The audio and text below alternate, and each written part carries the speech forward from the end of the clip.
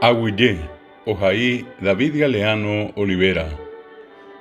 Paraguayamente hablando, es común entre la gente pronunciar frecuentemente la palabra aguillé, voz sentida y armoniosa que refleja humanidad.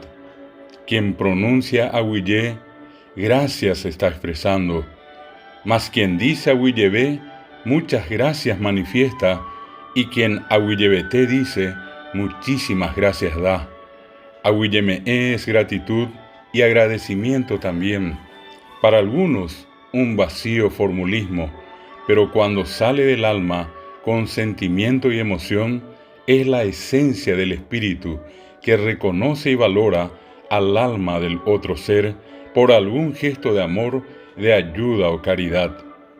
Pero en el mundo guaraní, el aguillé es especial, pues se trata de un estado de suprema plenitud, de acabada perfección, que se logra transitando por la línea de armonía con Tecoyoyá y Tecopotí, y viviendo cada día con amor y alegría con aquellos semejantes que llamamos Angairú.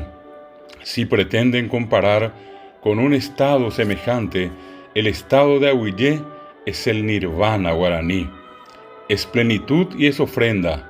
Así, mientras el nativo guaraní colma su ser interior de armonía y plenitud, el paraguayo de bien a su prójimo ofrenda, en señal de gratitud, un destello de aguillé.